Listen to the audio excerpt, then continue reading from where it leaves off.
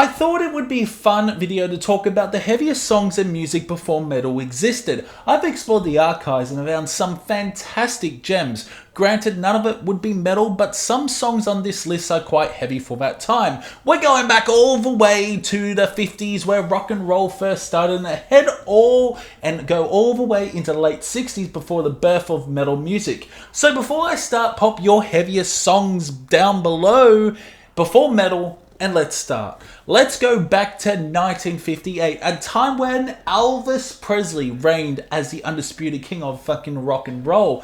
Among his many iconic tracks, Hard-Headed Woman stood out as one of the heaviest songs of its era. The urgency in Elvis's vocal delivery was unmatched. His voice carried a fucking raw, commanding power that set this track apart from his others. The guitar tone was grittier and more aggressive, adding a dynamic edge, while the triumphant blare of horns and trumpets infused the song with an almost cinematic intensity.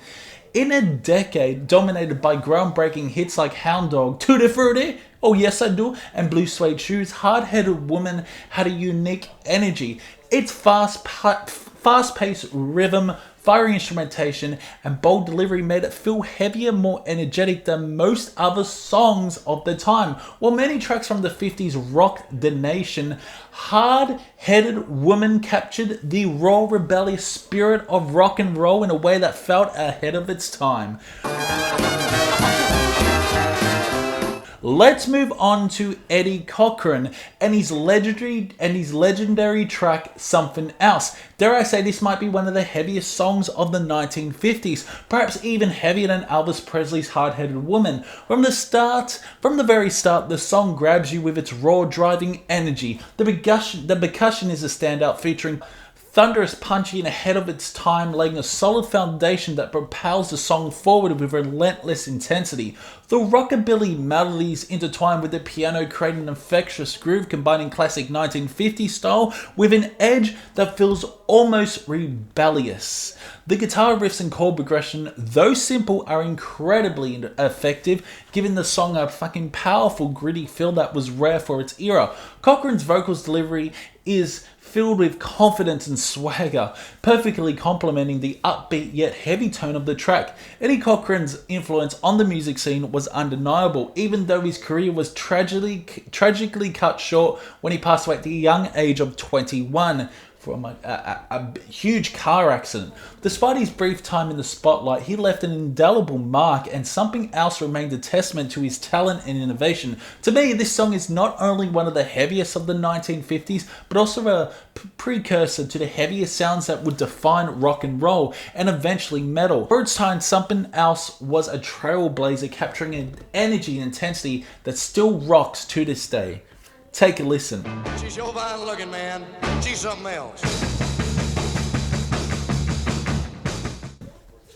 Let's now head over to the late 1960s when the Beatles released one of their heaviest fucking tracks, Helter Skelter, from the White Album. To this day, I'd argue that this song is a pro-metal masterpiece, arguably one of their earliest examples of what could be considered heavy metal. The raw energy and chaotic structure of the track were groundbreaking for its time, and it stands as a testament to the Beatles' ability to continually evolve and surprise you.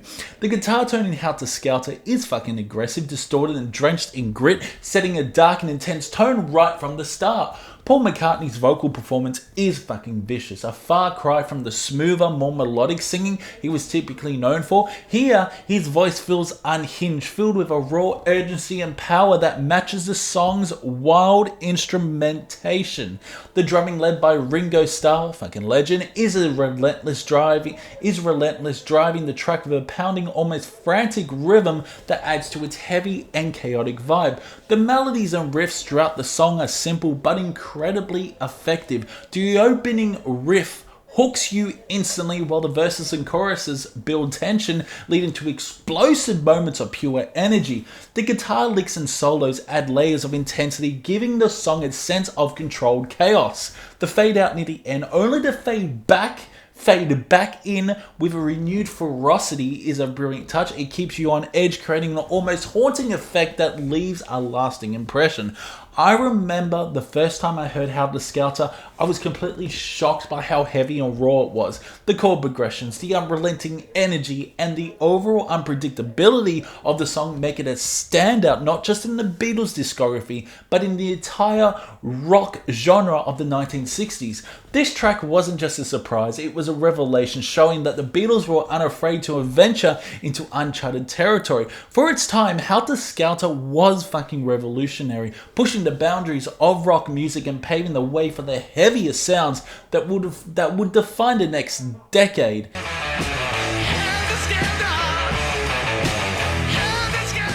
Next up is Deep Purple, one of my all-time favorite bands. While their pre-1970s work leaned more toward rock and psychedelic, Hush stands out as one of the heaviest songs of the 1960s. The track is driven by infectious riffs and dynamic jam sections that showcase the band's incredible musicianship. The drumming is upbeat and energetic, creating a sense of urgency that keeps the momentum going throughout the song. The chorus is undeniably catchy, na na na na na na na na na na. But what truly makes Hush heavy for its time are the intricate guitar solos in the raw power of the rhythm section. Ritchie Blackmore's guitar work is full of energy and precision, laying down riffs that feel gritty and bold. Meanwhile, the Hammond organ played by John Lord adds a deep, almost, ominous texture that gives the song a heavier, fuller sound. Although Deep Purple would embrace a much heavier, more hard rock and metal orientated style in the 1970s, Hush remains one of the songs that pushed boundaries. For the 1960s, this track was a powerhouse, definitely one of the heaviest songs of its era. It's a perfect example of how Deep Purple was already setting the stage for the evolution of hard rock and metal.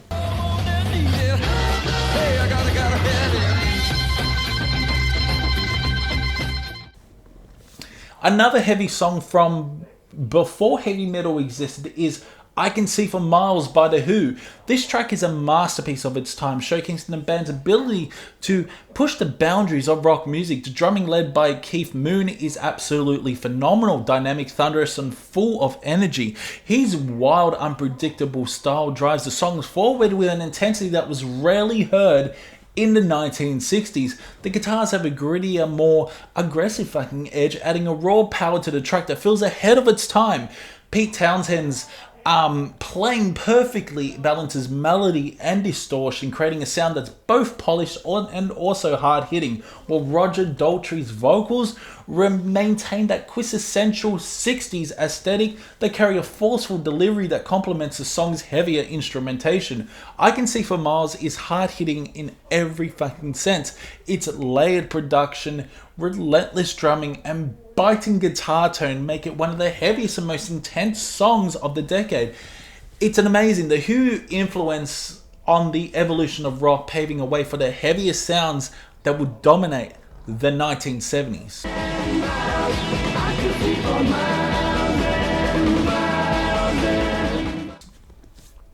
Let's talk about Iron Butterfly and the iconic track Inagata da Vida. Oh my god, this 17-minute progressive rock masterpiece is a monumental piece of music, often regarded as one of the heaviest songs before metal truly came into existence. It featured one of the most iconic riffs of its era, a hypnotic and driving melody that laid the groundwork for the heaviest sounds to come. The vocals carry like a sort of a gothic, almost haunting tone that adds an eerie atmosphere to the track, but the real standout here is the fucking drumming. The extended drum solos are nothing short of spectacular, blending technical skill with raw energy. They transition seamlessly into infectious guitar solos, creating a laid immersive soundscape that keeps you hooked from start to fucking finish. The organs and keyboards are another highlight, adding a deep, rich texture that complements the guitars and drums perfectly.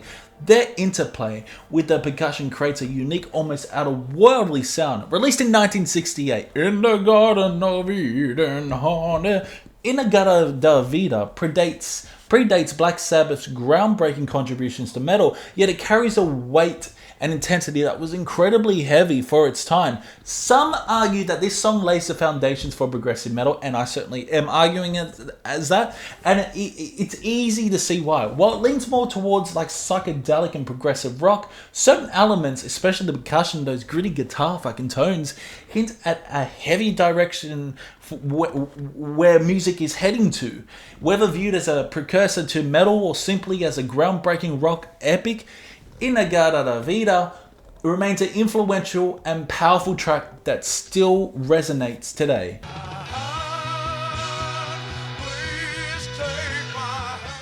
Next up, we dive into the psychedelic experimental world of Cro-Magnon.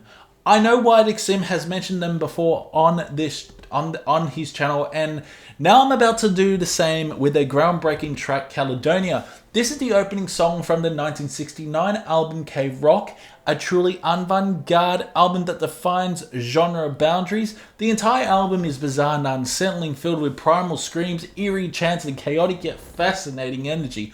But Caledonia stands out as the heaviest and most intense song on the record.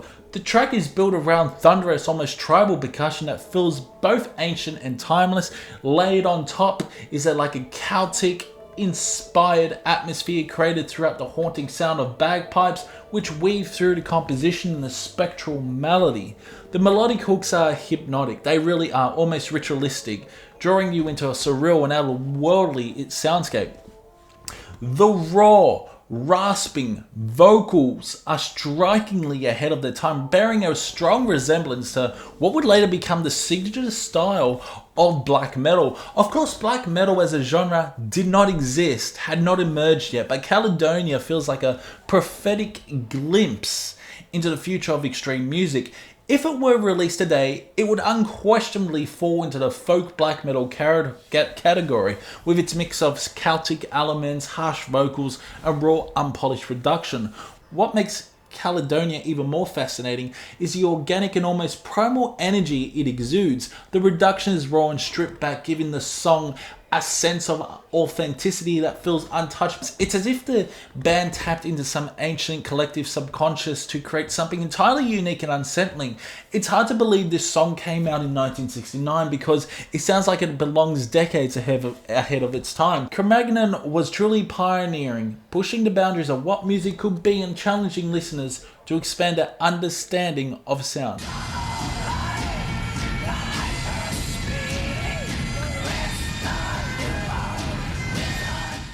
So look, there are a lot of heavy songs from before metal, but those are just a few that stood out for their time. I know I didn't mention Led Zeppelin.